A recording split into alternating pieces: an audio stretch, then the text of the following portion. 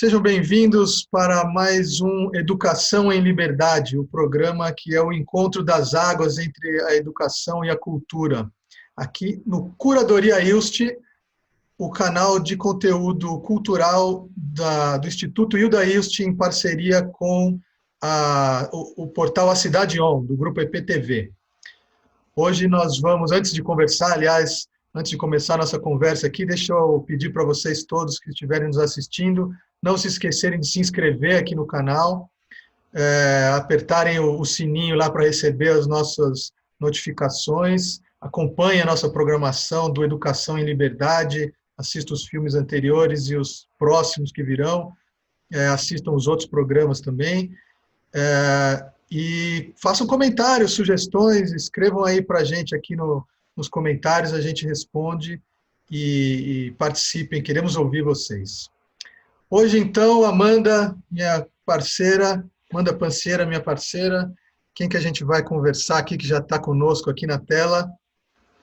Oi, Musa, tudo bem? Hoje a gente tem o imenso privilégio de receber a doutora Alessandra Ribeiro. Doutora Alessandra, que é coordenadora da pós-graduação em Matriz Africana da Univida Facibra. Se eu não me engano, é a primeira pós-graduação em Matriz Africana, né, doutora? A gente volta nesse ponto depois. Além disso, é gestora cultural da Casa de Cultura Fazenda Roseira e mestre e líder da comunidade Jongo Dito Ribeiro. Falei tudo certinho? Sim. Esqueceu alguma coisa? Não, esqueci um monte, né? Deixei um monte de fora. Muito prazer em recebê-la aqui, doutora. Obrigada demais por ter aceitado o nosso convite. Olha, Amanda, Musa, uma boa tarde a todas e a todos que estão aí acompanhando esse programa. A bênção aos meus mais velhos e aos meus mais jovens. Eu estou super feliz de participar desse programa Educação em Liberdade e bater esse papo tão importante, né? Sobre algo que é estruturante para a formação do nosso povo no Brasil. Muito obrigada pelo convite. Aliás, antes da gente começar, eu lembrei de uma coisa, estava olhando essa imagem de uma mulher aí atrás de você, muito, muito interessante, lembrei das nossas camisetas. A gente tem um Instituto Hilda ILST produz camisetas em parceria com uma empresa que chama Gingas, que é em homenagem a Njinga, que foi uma rainha do Congo, Angola, no século XVII, XVI, se não me engano.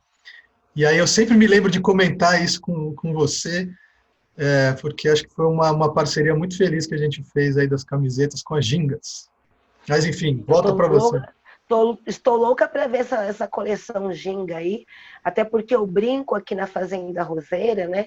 Que a nossa comunidade é uma comunidade gestada por mulheres negras e que nós somos descendentes da rainha Njinga, então, que é uma mulher que é uma referência, né? Ela foi a primeira rainha do Reino do Congo, mulher, a primeira mulher rainha, uma grande guerreira lutadora e que fez uma grande importância, um grande diálogo com os portugueses para a expansão da região do Congo, né? A gestão dela foi extremamente estratégica na época das lutas imperialistas e ela é uma referência aqui para nós da comunidade Jongo Dito Ribeiro. Inclusive, eu digo que eu sou descendente dela. Eu falo, me trouxeram aqui para o Brasil, mas a minha ancestral maior ficou lá no Congo, que é a rainha Njinga.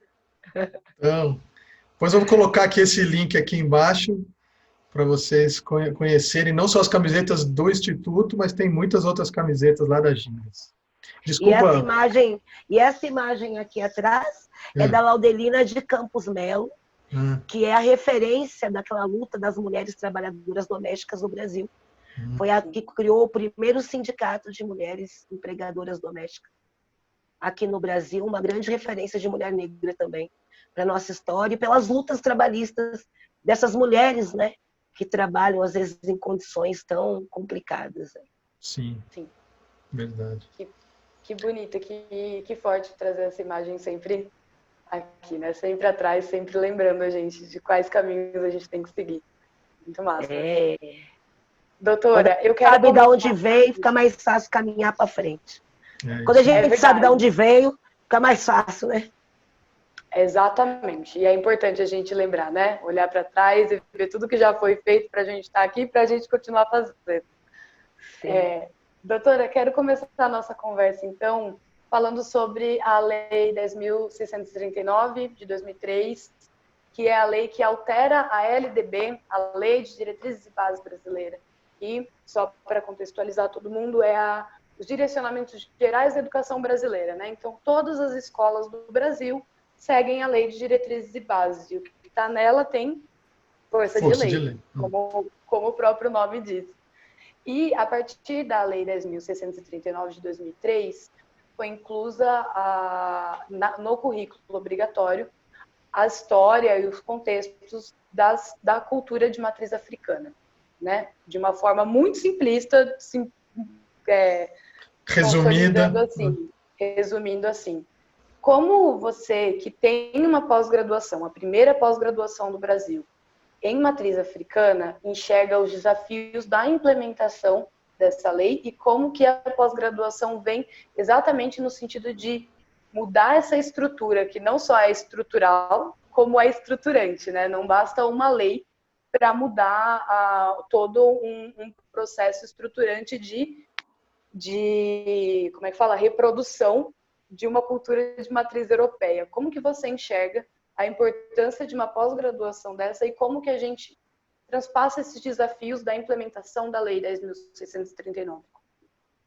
Sabe, Amanda e Musa, é muito legal essa pergunta, porque para eu falar da Lei 10.639 de 2003, é fundamental a gente pensar de três processos que foram estruturantes para esse resultado, né? O primeiro é que a Lei 10.639, ela é resultado de um processo do movimento negro, da militância negra, que vem desde a década de 30, que se consolida na nossa Constituição de 1988, que é quando o Brasil, pela primeira vez, né, em sua Constituição, reconhece que existe racismo no Brasil, dentro dos direitos humanos, e por conta desse grau de desigualdade, já que o Brasil foi o país que mais escravizou, trazendo para cá mais de 4 milhões de africanos para o trabalho escravo, fora os que morreram, né, no comércio transatlântico, no caminho, né? Então, o Brasil foi o último país a acabar com a escravidão. Nós acabamos com o comércio transatlântico só em 1850, mas só na Constituição de 1988 que a gente reconheceu, quanto Estado brasileiro, que haviam diferenças com os diversos povos que construíram essa nação, em especial os povos indígenas, e aí começa um grande avanço nas políticas da FUNAI para a garantia de terras indígenas de uma outra forma, terras quilombolas, mas também o olhar, o corpo negro, esse povo negro, que por tantos anos de escravidão foram transformados em objetos, em cidadãos também com direitos, né? Porque mesmo com a abolição, apesar de ter havido fim, não foi constituído nenhuma política de inclusão de direitos. Então a gente brinca que foi uma enganação a abolição, apesar da sua importância, porque só tinham 2 artigos, né? Acabou a escravidão, revoga-se todas as leis anteriores, mas os escravizados não tinham casa, não tinham terra, e aí todo esse reflexo que ainda hoje a gente percebe nos índices de falta de emprego, de renda, de moradia, de mortalidade, de dificuldades na saúde que afetam muito mais a população negra, está ainda associada a esse grande processo de escravidão que a gente não conseguiu equiparar. Então, por conta desse processo, no ano de 2000, numa conferência em Durban, unindo toda a Unesco, toda a ONU e todos os países que faziam parte da ONU e que reconheceram esse processo de escravidão, assinaram um grande acordo que iriam passar a desenvolver um conjunto de políticas para tentar resolver esse passado, fazer uma reparação histórica. E no Brasil, uma das primeiras ações afirmativas que foram consolidadas foi a Lei 10.639 de 2003, que só no ano de 2003 passa a ser implementada. Então, nesse contexto, foi uma grande conquista, né? Que ainda demoraram 5 anos, porque só em 2008 que a Lei 10.639 acolhe também a demanda indígena, que é essa obrigatoriedade nas leis de diretrizes e bases para a educação, desde a educação educação infantil, do 0 anos até o universitário, ter essa pauta dialogada, discutiva quanto uma disciplina. Durante muito tempo, isso ficou opcional, né? Não era uma obrigatoriedade de lei, mas não era uma obrigatoriedade de implementação por conta da falta de fiscalização e pelo grande desafio que a gente tinha e tem ainda hoje de formar os educadores para fazer essa discussão que eles também não aprenderam.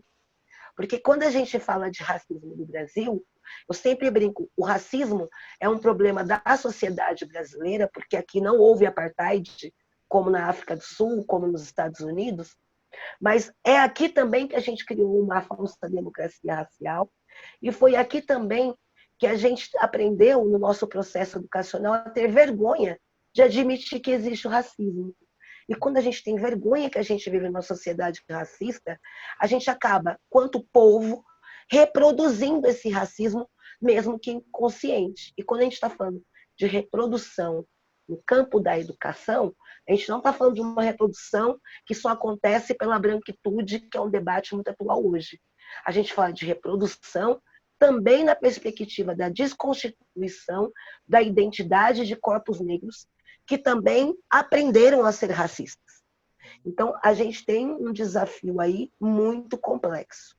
E então, até, desculpa só te interromper, e até essa questão aí que a gente estava falando da Njinga, né? Quer dizer, eu tenho quase 50 anos, eu descobri este ano a respeito dessa pessoa que foi uma rainha, né? Olha só, o tamanho do negócio que foi ignorado por anos. Ela era uma rainha africana. A gente tem muito pouco conhecimento de toda uma história, como se a gente não estudasse. Eu sei todos os reis franceses, todos os imperadores romanos, mas pô, tem toda essa história, né? Não é só uma questão do presente, né? Acho que é isso que você está falando.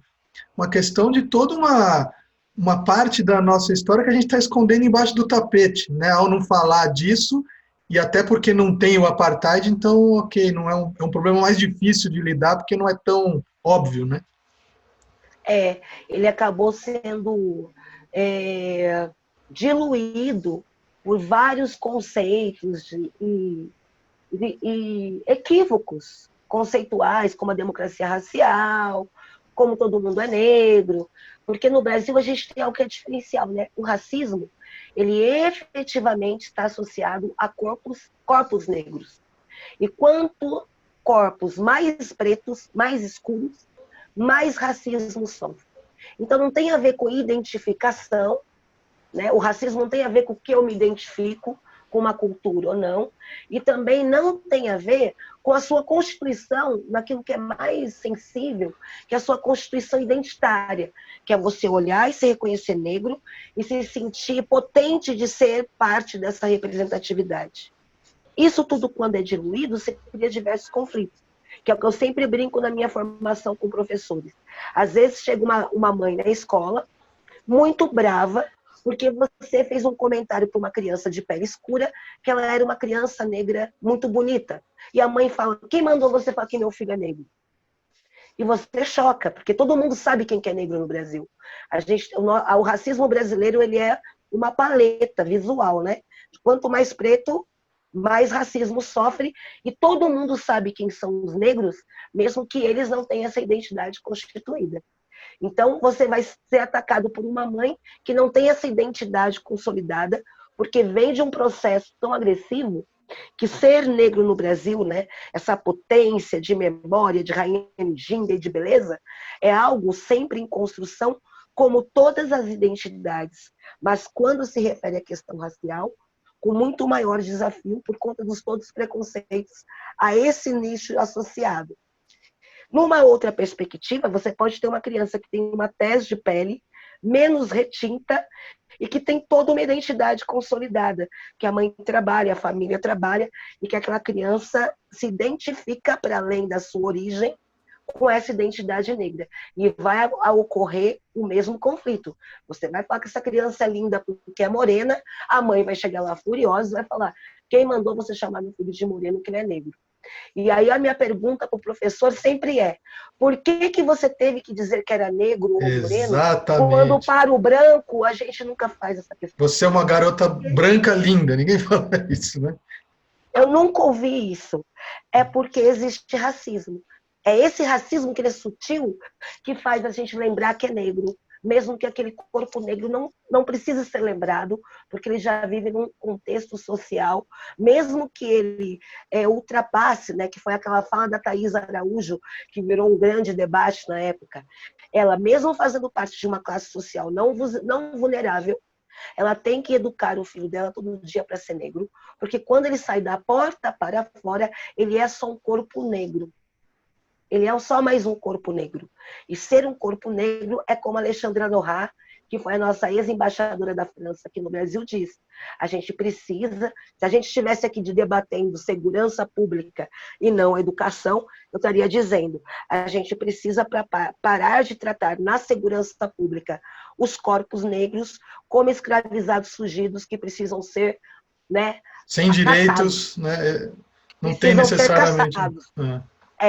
Então, esses exemplos que a mídia hoje, mais do que nunca, tem evidenciado de agressão, tem a ver com corpos que você trata como se fosse uma caça, e não como se fosse uma pessoa que pode ou não ter cometido um delito e que isso tem que ser verificado. E isso cabe para qualquer pessoa que faça uma transgressão na sociedade. Claro. Que a gente vive numa sociedade democrática que tem direitos e deveres. Mas essa forma mais agressiva, né, esse ato que faz com que você arraste, ele desperta e conecta uma memória de escravidão de que você tem que caçar pessoas.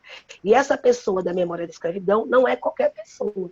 É um corpo que normalmente ele tem a pele mais retinta. Então, todos esses desafios perpassam na educação.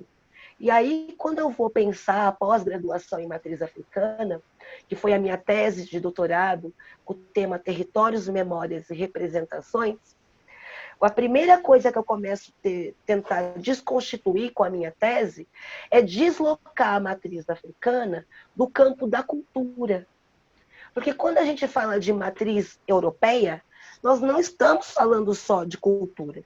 Ninguém tem dúvida que a matriz europeia refere-se a diversos povos, com diversas linguagens, com diversos territórios, com diversas representações, com diversas histórias, com diversas organizações sociais e hierárquicas. Então, quando a gente pensa a matriz europeia, a gente já associa esse contexto amplo. Quando a gente pensa a matriz indígena, a gente pensa também um contexto amplo. Ninguém tem dúvida que falar de povos indígenas, de matriz indígena, é falar de uma população pluriétnica, com diversas línguas, com diversas culturas, com diversas comunidades e territórios, e uma diversidade de formas de se manifestar. Mas quando a gente traz isso para a matriz africana, principalmente no Brasil, e foi muito interessante, que eu comecei a pesquisa a partir do Google, primeira caixa que todo mundo coloca a matriz africana é da religiosa. Falei de matriz africana, estou falando de povo de terreiro, de religião umbanda, candomblé ou adjacente. Depois, se você aprofundar um pouco a pesquisa, você vai chegar na cultura. Ora, nós não somos um povo só cultural. Nós somos um povo também diverso. Quando a escravidão aconteceu no Brasil, não trouxe um único povo étnico africano, trouxe uma diversidade de etnias. Se a gente pensar nações, né? Nações. Nações. O próprio tronco linguístico bantu, que às vezes a gente acha que é um único povo, é um tronco linguístico que tem mais de 20 etnias. Então, é de uma diversidade de cultura, de território. Então, o meu primeiro desafio na matriz africana é trabalhar a matriz africana não dentro da chave da cultura somente, mas como cultura, território, língua, organização, vestígios territoriais, vestígios urbanos, forma de construção, é uma ciência, é uma forma de se relacionar com o ambiente, e isso passa todas as áreas do conhecimento, porque é uma matriz diferente mesmo. A Zoilda Trindade, quando começou a estabelecer o diálogo com a educação étnico-racial no Brasil, por conta da lei de 2003, ela fez uma mandala que eu adoro, que ela escreveu Valores Afro-Brasileiros. É bem fácil de encontrar, dá um Google. A Zoilda Trindade, Valores Afro-Brasileiros. E ela dá uma mandala que hoje, se ela fosse viva, e só por causa dela, quando ela traz isso para o contexto afro-brasileiro, eu adoraria ter a oportunidade de discutir com ela isso como valores da matriz africana. Porque quando estive no continente africano, conhecendo alguns países, pude identificar que aquela mandala também perpassa por todo um continente, mas dentro de uma matriz que é muito nossa, que é muito afro-brasileira, e para o período que ela fez a sua pesquisa, eu acho que é de uma grande importância. Então, a Lei de Diretrizes de Base e a Pós de Matriz Africana, ela tem esse desafio no campo da pesquisa e da formação da nossa pós, mas no campo também de contribuir com os educadores, de o primeiro passo para trabalhar leis de diretrizes e bases é ter consciência que trabalhar com uma matriz africana, você vai trabalhar numa chave que você vai ter que ser compromissado a uma luta antirracista. Porque toda vez que você entrar com esse tema na sala de aula, sempre vai ter o incômodo do outro de achar que aquilo não é importante. E só é possível você fazer uma luta antirracista se você não tem vergonha de avaliar um processo histórico onde todos nós, homens e mulheres da nossa geração, que passamos pelas escolas que passamos, com os currículos escolares que tínhamos, em alguma medida aprendemos algo de racismo como elemento estruturante, independente da nossa vontade. E aí, por isso que é um desafio de todos nós, também despertarmos em nós o quanto e quando esse racismo, mesmo que inconsciente, ele se reproduz. Né? E ele se reproduz quando eu digo que a coisa ficou preta e ninguém tem dúvida, que não é legal e que virou uma fala comum, ou quando isso vai... quando eu uso termos como denegrir, e denegrir é enegrecer, e enegrecer é porque é ruim, por isso que denegrir é ruim. Então, desde essas minúcias das nossas linguagens até a nossa normalidade, né, a ausência de incômodo para elementos, propagandas e ações que se tornaram normalizadas, mas que a gente também nunca pergunta porque não é aquele outro corpo que está ali representado, ou como a gente falou, a gente nunca tem que definir que menina branca linda, mas sempre acontece algum momento que eu tenho que falar que o menino negro é lindo. Que mulher inteligente, né? Que mulher preta inteligente. Não, às vezes até da mulher, né? Olha, ela é uma diretora de banco mulher muito competente. Muito competente. E aí a gente tem a intersecção, né? Já tem a diretora de banco mulher muito inteligente, mas se é uma mulher preta, a gente precisa demarcar 2 vezes. Que diretora de banco mulher preta muito inteligente, porque também não pode ser colocada no mesmo arcabouço de uma mulher branca. Porque é isso, né? A experiência do machismo que eu vivo, ela é uma experiência que é muito diferente da que você, doutora Alessandra, vive, porque eu ainda, tipo, eu sou branca e eu tenho toda eu ocupo espaços brancos que eu só sou atingida por ser mulher. Exato. Exatamente. Agora, você, quando você ocupa determinados espaços, você está sendo colocada, né, colocada à prova por ser mulher e por ser uma mulher preta. Então... E é impressionante como isso perpassa diversas situações. É exatamente isso. E deixa eu dizer uma coisa, desculpa, Amanda, porque você falou uma coisa até que me surpreendeu, né, e que eu não tinha pensado. Né, quer dizer, a gente sempre vai para o negócio da cultura, né? Quando a gente estuda a história francesa, a gente não fica falando da música francesa, da dança francesa, a gente estuda a história, né? Que é um pouco isso que você está falando. Mas, por outro lado, tem até acho que uma coisa que a Amanda queria falar, não sei se era isso, Amanda, da Fazenda da Roseira, né, do jongo, dessa história aí. É isso que você ia entrar, Amanda? Na verdade, a gente pode seguir por esse caminho, porque eu ia seguir outra estrada, a gente segue depois juntos. Vamos nessa primeiro, porque é isso, né? Os símbolos, a gente não pode se limitar aos símbolos culturais. mas eles também são uma marcação de existência. O jongo, ele nasceu da resistência, né?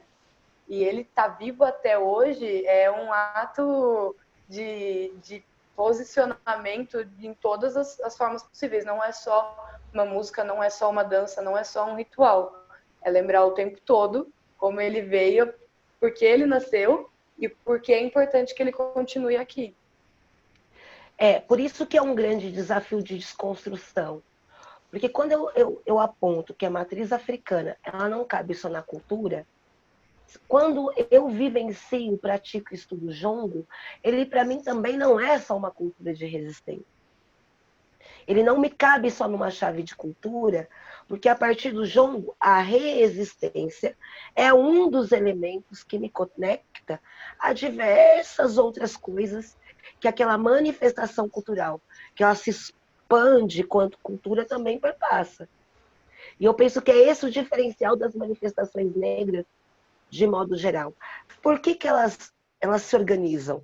No caso do jongo, final do século XIX, região sudeste do Brasil, ela é praticada principalmente por esses africanos que chegam nas últimas levas do comércio transatlântico, na década de 50, que eram principalmente dessa região de Angola e de Congo, que já tinham lá um processo de colonização portuguesa pelas margens, então já tinham uma grande comunicação em diálogo com os africanizados, escravizados brasileiros que falavam português aqui também. Então, esse elemento de facilidade de comunicação era estruturante e que tinham em seu território uma cultura de cantos metafóricos. Essa interpretação, que esse canto metafórico se torna uma cultura de resistência, é porque dentro do Brasil eles estavam submetidos a uma situação que era obrigatório resistir. De opressão, né? Poderia não ter sido de resistência, se tornou porque era efetivamente um elemento, um traço cultural que os organizava a pensar estratégias de fuga, a contar histórias de outras fazendas, a saber dos fugidos, em que quilombo estavam, a trocar notícias sem que o senhor percebesse. Então, o elemento fundamental do jongo é você cantar algo que aqueles pertencentes àquele universo compreendem, mas quem ouve não vai compreender o código que está sendo compartilhado. Então, um dos pontos mais antigos de jongo, com tanto pau no mato, Imbaúba é coroné, o Imbaúba é coroné. Imbaúba era uma árvore muito frondosa, grande. Então, quando o senhor ouvia, olha que lindo, os escravizados estão cantando, ele se sentia homenageado porque ele fazia a descodificação. Com tanto pau no mato, a Imbaúba é coroné, porque é uma árvore grande, bonita, frondosa. Para o código dos escravizados, a Imbaúba era uma árvore grande, linda, frondosa, mas de nenhum valor, porque ela era oca, não era uma madeira de lei, não tinha qualidade, ela só servia de morada de formiga, ela não era boa nem para fazer fogueira. Então, eles estavam fazendo a seguinte crítica: com tanta madeira boa, esse aqui foi seu coroné? Puta. Quem que fazia, né? Quem nos oprime é uma Imbaúba, que não serve para nada.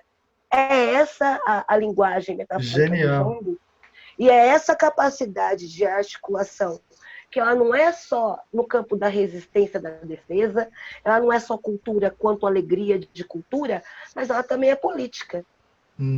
Claro. Ela também é educativa, ela também identifica territórios. Então, ela evidencia essa matriz africana que ela vem desse grau de complexidade, com todos os elementos muito perpassados entre si. É aqui na diáspora, de modo geral, que nem só no Brasil, mas são esses territórios onde já acolheram os escravizados africanos, que teve que dividir em caixinha para compreender o que para eles sempre foi muito comum. Então, por exemplo, você vai para a África do Sul, por exemplo, é muito comum você encontrar um Zulu, alguém de etnia Zulu, que também é muçulmano. O fato, então, tudo que a gente identifica no Brasil na caixa da religiosidade, para o Zulu, isso é sua prática étnica. Então, o ritual de nascimento, os saberes ancestrais, ele não precisa ir para uma religião para isso. Isso é um traço da marca étnica. A religião, para eles, aí é outra coisa. Por isso que ele pode ser Zulu e católico, Zulu e muçulmano, ele pode ser um Zulu e um pentecostal. Ateu. Pode ser um ateu, porque isso não vai afetar o seu traço étnico. Conosco aqui na diáspora, não. O lugar, talvez, que mais coube a nossa complexidade foi através da cultura, porque é um jeito de fazer a comida, é um jeito de se relacionar com o ambiente, é um jeito de se relacionar com café. E dentro desse contexto, quando a gente vai para a educação, acabamos ficando prejudicados em alguma medida com a EBBV, porque a tendência do professor dar uma aula de inserção da contribuição da história do africano para o espaço educacional acaba sendo contar a história de uma prática cultural, e não, por exemplo, de uma rainha Nzinga, que tem território, política, ciência, como qualquer um dos reinos que a gente terra. Né? A gente aprende para a história os hebreus, a gente aprende diversos povos, os cinícios, que a gente nem sabe para que vai servir os cinícios, a gente nem sabe para que vai servir para nós, os hebreus, mas a gente não aprende o reino do Congo. A gente não aprende os reinos nizingas, a gente não aprende toda uma construção política, social, cultural e de territórios de contribuição africana.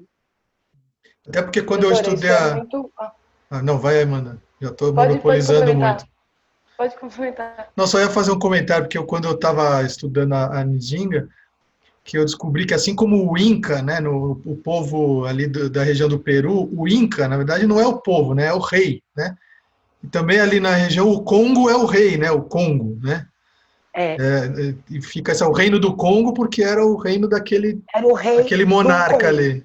O rei daquele monarca. Porque a divisão... É que a gente esquece, por exemplo, que a divisão do território africano se deu próximo à Primeira Guerra Mundial. Então, essa África, esse continente africano, com essa divisão de 50 países que a gente conhece, não é a divisão territorial étnica que eles tinham anteriormente. É imposta, então a gente já começa a aprender sobre o continente africano num olhar, numa perspectiva de uma matriz europeia e não de uma matriz africana.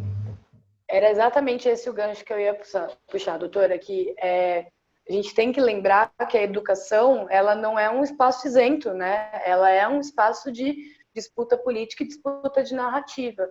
As histórias e a forma como a gente conta a educação é a forma como a gente constrói a identidade de toda uma população. E é a forma como a gente esconde as partes identitárias que a gente não quer que sejam levadas em consideração. Então, não é à toa que a gente não é só um descuido, né? Que a gente não conte a história do continente africano, dos países que compõem o continente africano, da construção dos 50 países atuais, que já foi uma invasão por si só, já foi um período de neocolonialismo e de divisão de um território de uma forma completamente violenta. Não contar essa história é não se responsabilizar por essas etapas e é não construir a identidade de identificação mesmo, de uma população que se conecte com isso. Então, ao mesmo tempo que a gente constrói, como você trouxe, estereótipos de pessoas negras em situações periféricas, marginais, né? Então, ligadas à criminalização, tem um estereótipo judicial que foi assim, que foi válido por foi construído sobre as características físicas de um potencial criminoso, e isso é o tipo de cultura que não some do dia para a noite. Ao mesmo tempo que a gente tem isso muito consolidado, a gente não tem nenhuma referência dentro da educação básica que fale o contrário. A gente não conta nenhuma história dentro, né, da caixinha, história dentro da escola, história de rainhas e reis africanos, histórias enfim, de conquistas e de geografia, de história, de linguagem, de tudo que constrói a complexidade de uma população. A gente não conta, a gente deixa só feijoada veio assim, não sei o quê. Coloca nessas pequenas Feijoada, caixinhas. capoeira, jongo, maracatu e samba. É isso. E Mulata. quando coloca o maracatu no meio, né? Porque às vezes não coloca, não. Fala, música é samba, comida é feijoada e é isso. E religião é macumba. Religião é macumba. E Não, aí e a gente até... reduz... Pode ir. Não, fala. Não, é que a gente coloca a gente limita a complexidade do indivíduo, né? Como você disse, todo indivíduo é um indivíduo complexo, que tem uma identificação étnica, tem uma identificação religiosa, tem uma identificação política, tem uma identificação cultural. E a gente reduz isso e fala, vocês se identificarem com isso, Você tem que ser macumbeiro, sambista e jogador de futebol. E, por exemplo, olha que complexo. No estado de São Paulo, né, na minha tese, eu levantei que 74,8% até 2016, 74,8% dos praticantes de Umbanda eram homens brancos e classe média.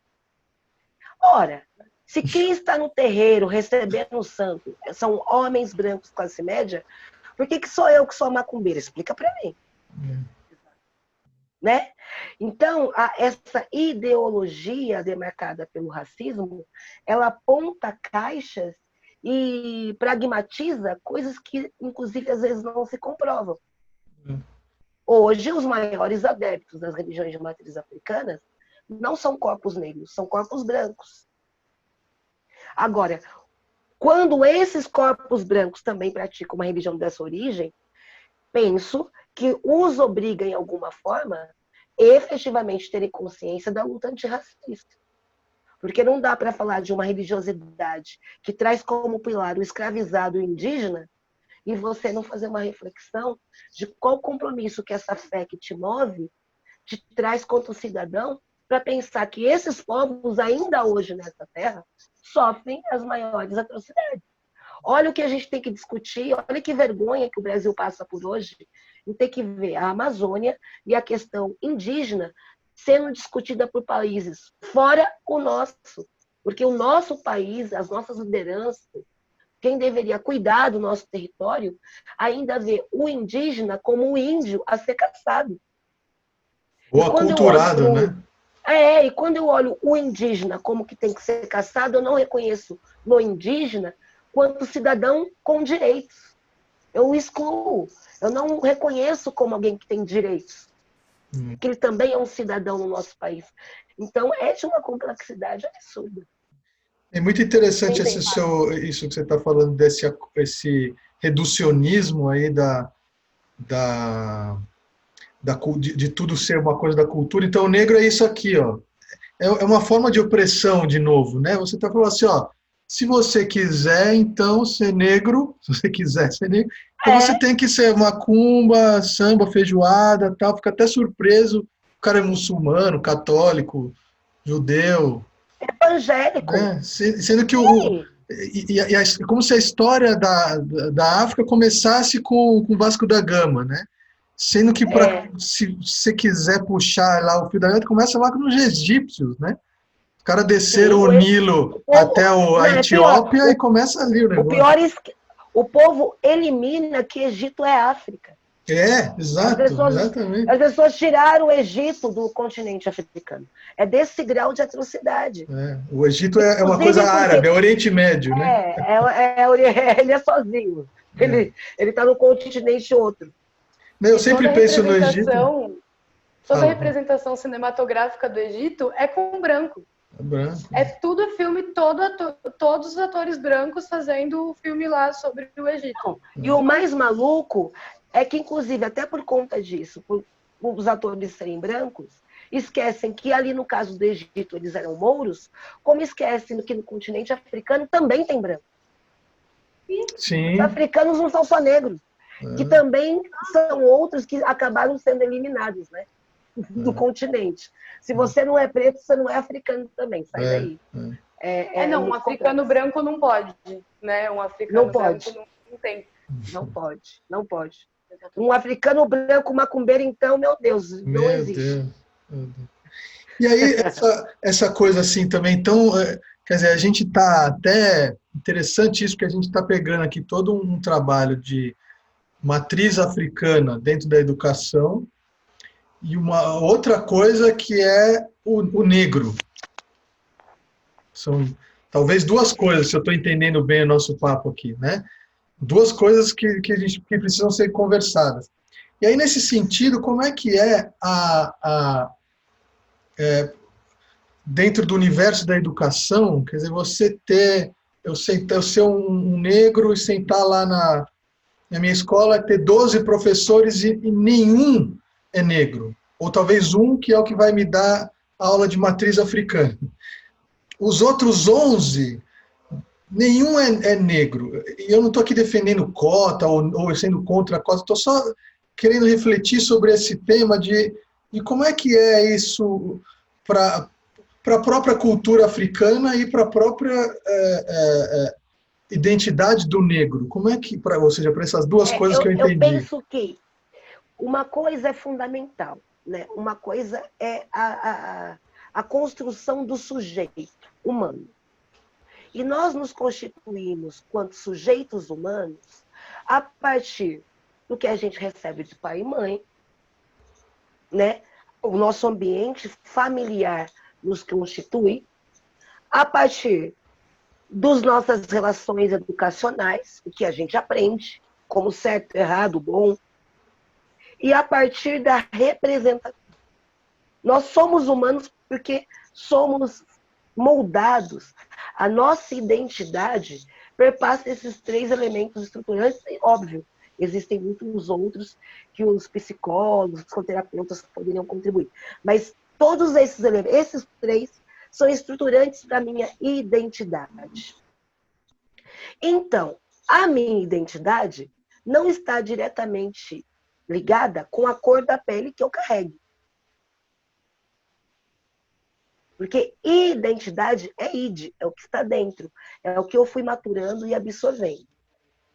Agora, a representação fortalece ou não a minha identidade. Então, se eu sou criada num ambiente que, por mais que minha mãe me instrua com o arcabouço cultural identitário negro, e eu vou para a escola e eu nunca encontro a minha referência negra como professora, como diretora, e ela é sempre a porteira e a faxineira, eu crio uma imagem de representação, independente de eu ser um sujeito branco ou preto. A criança, de modo geral, ela se forma pelo que ela vê. Se ela só vê o porteiro negro, a merendeira negra, a faxineira negra, e a diretora sempre branca, o professor sempre branco, o imaginário identifica e cria que esse é o lugar dessa representação para esses corpos e esse é para outro. Por isso que não tem como pensar em luta antirracista sem pensar numa transformação social também no campo da representação.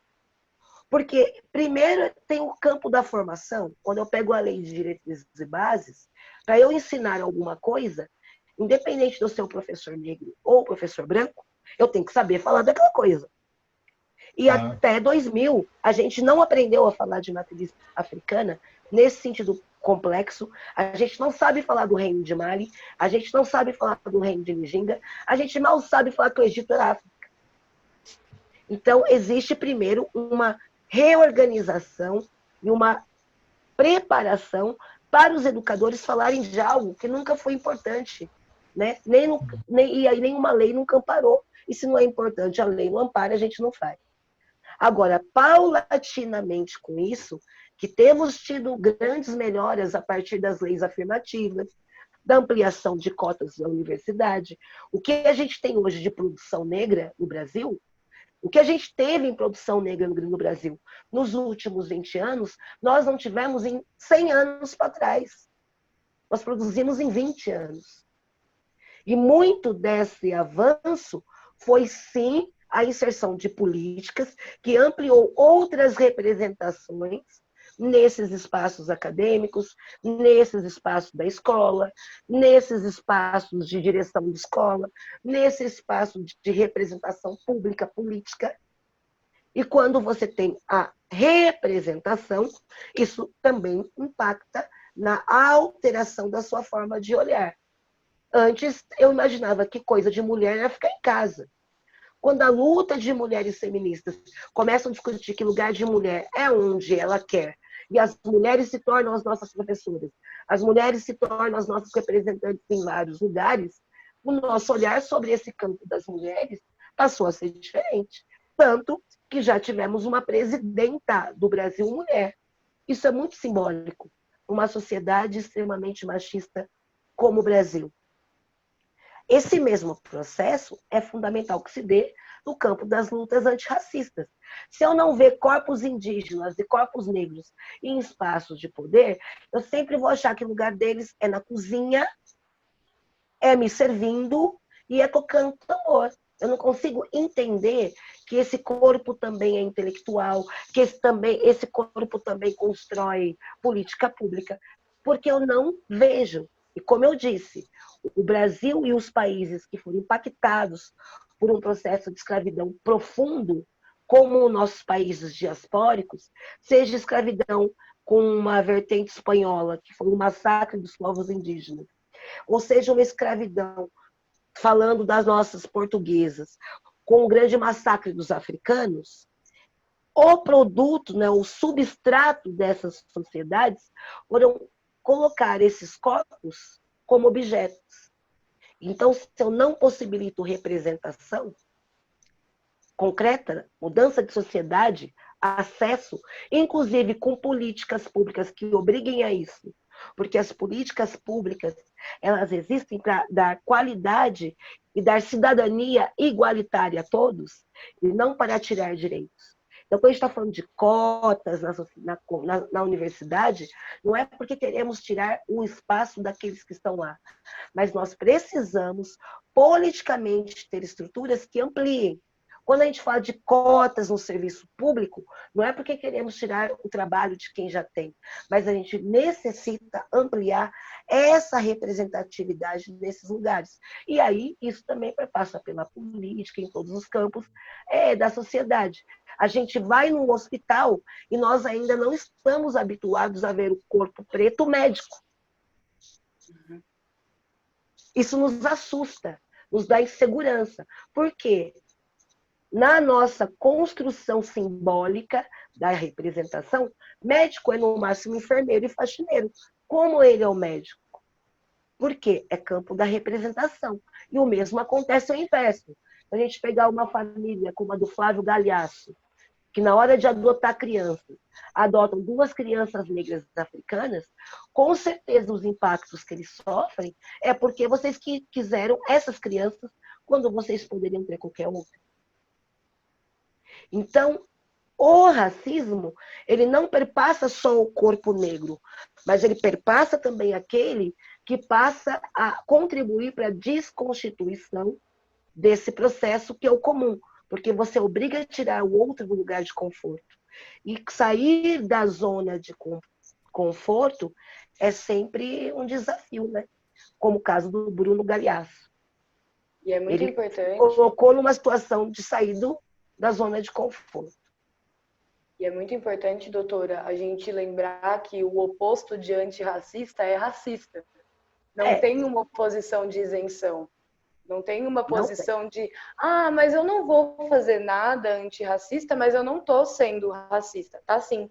A partir do momento que a gente não está caminhando numa linha antirracista, a gente está corroborando para uma estrutura racista que continue. Então, a partir do momento que eu, enquanto educadora, não levo a sério a lei 10.639, a partir do momento que eu, enquanto educadora, não incluo o ensino de matriz africana dentro do meu currículo, com a minha turma, não é que eu estou numa posição de isenção, eu estou sendo racista. Eu estou corroborando com a reprodução dessa estrutura, que é estruturante, e que vai o quê? Construir uma nova geração de pessoas que não tem o contato com esse ensino de matriz africana e que vai ser construído nas mesmas bases. Ou seja, eu estou perpetuando uma sociedade racista. E eu tenho que lembrar que racismo no Brasil é crime. Então, é desse lugar que a gente tem que também tratar o racismo. E no campo da educação, com a Lei 10.639 ou a 11.645 de 2008, que também insere as questões indígenas, é também reconhecer que nós sofremos uma lacuna histórica no campo educacional, de não sermos formados para isso, e a nossa necessidade de ter que acolher as contribuições que diversos indígenas e diversos intelectuais negros e negras têm dado para que isso se resolva. Hoje a gente tem uma grande produção indígena, feito por indígenas, e hoje a gente tem uma grande produção sobre a questão da história do negro, a presença negra no Brasil, a partir de intelectuais negros. E isso tem que ser olhado, observado e conhecido também, como parte. Porque não adianta também pôr uma lei e depois não comprar esses livros, para que eles cheguem na escola, para que seja uma ferramenta. Então, é toda uma grade, né, e uma corrente de ações que tem que acontecer para que essa lei se implemente como ferramenta estruturante. Porque até para eu chegar na base do professor e falar, você está contribuindo com uma luta racista, você não está contribuindo com uma luta antirracista, ele pode até não querer contribuir com uma luta antirracista. Porque no campo da educação, a gente não está discutindo racismo, a gente está discutindo lei de diretrizes e bases. E a lei das diretrizes e bases pedagógicas orientam que entre os conteúdos, as questões dos povos africanos e indígenas é parte. Então, é também uma outra discussão, né? Não tem a ver com o que eu gostar de preto, não gostar de preto, gostar de índio, não gostar de índio, ser racista, não ser racista. É uma lei que orienta, é igual a lei que orienta você aprender história, a lei que orienta a carga horária de português e matemática. É uma lei que ninguém discute se vai ter equação de segundo grau na matemática, né? Exato. Ninguém discute se vai aprender Revolução Francesa na história. Acho que até para a gente ir encerrando aqui, acho que o que eu aprendi aqui é que assim, não é só uma questão de aprender cultura africana, né? A arte da cultura africana, mas é incluir, como a gente inclui, como a Amanda estava falando, a gente não aprende multiplicação, soma, subtração, mas divisão não. Não existe, né? A gente tem que aprender tudo. Uma educação completa, a gente precisa aprender o que estava acontecendo na África antes dos portugueses chegarem, o que aconteceu desde que os egípcios que estavam na África paramos de contar as histórias dos egípcios, eles continuaram vivendo e reapareceram ali no Congo, no Mali, na Etiópia e tal. E aí também como que isso se reflete na representação, isso tudo, eu estou resumindo tudo que eu aprendi aqui com você, hein, Alessandro?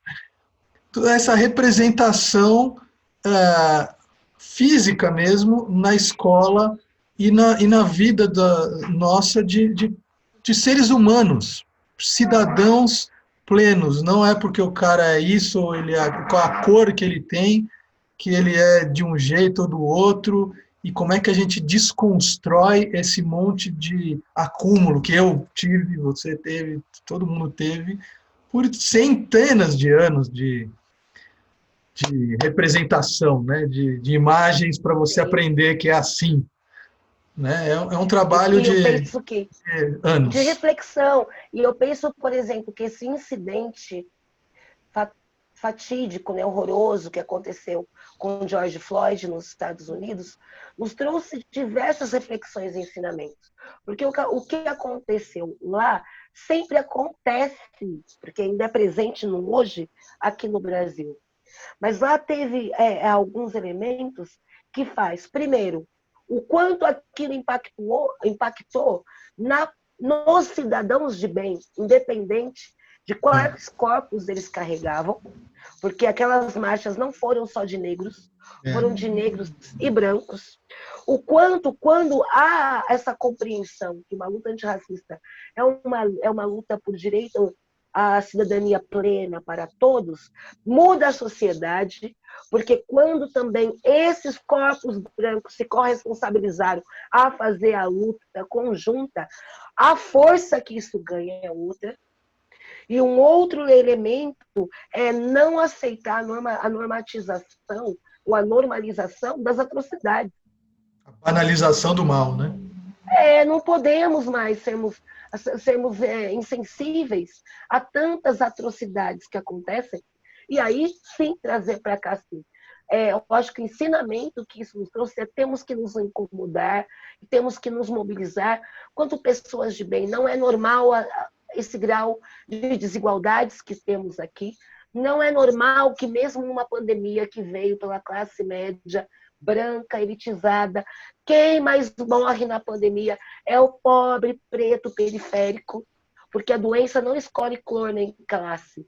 Mas quem vai Mas o morrer tratamento escolhe. está, sim, associado, porque é o tratamento que você vai ter. Então, não é possível mais a gente se manter, isso não é problema meu, porque num contexto como esse de pandemia, inclusive, o problema se evidencia como de todos nós.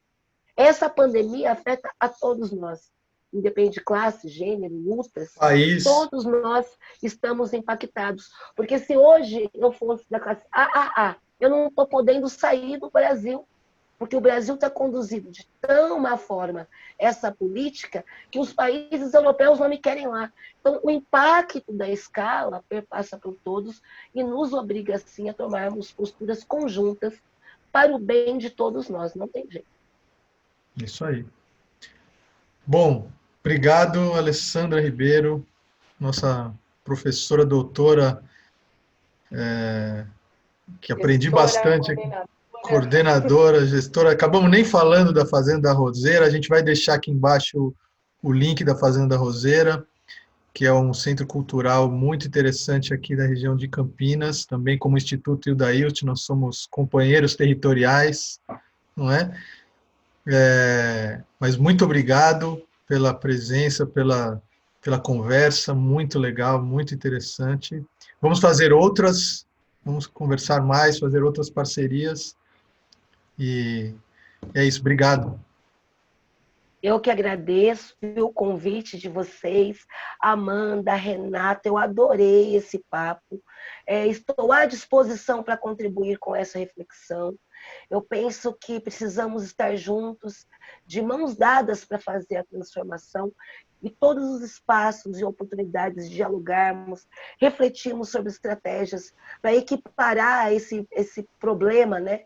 E para contribuir com essa reparação histórica dessa tragédia do nosso país, é um compromisso de todos nós. Então, contem comigo, que eu puder somar nesse processo, estarei sempre com vocês, como em todas as outras lutas que a gente já faz, no campo da cultura, das políticas públicas inclusivas, e na busca de uma sociedade mais igualitária para todo mundo. Muito obrigada. Doutora, eu não tenho nem palavras. Que aula que foi essa conversa, que oportunidade sensacional de poder ter essa troca com você. Eu, como educadora, como pessoa, como militante, como tudo, assim, foi maravilhoso, de verdade. Eu não tenho nem como mensurar o quão foi importante esse momento. Eu espero que todo mundo que veja também se sinta completamente embasbacado pela sua profundidade, pelo seu conhecimento. Muito obrigada mesmo por essa troca, foi muito importante. Acho que é importante a gente relembrar a nossa função, como você disse, lembrar tudo que já aconteceu, para a gente não se esquecer de onde a gente tem que chegar, né? Então, mais uma vez, muitíssimo obrigada. Obrigada, Musa, por mais um programa, e até o próximo programa.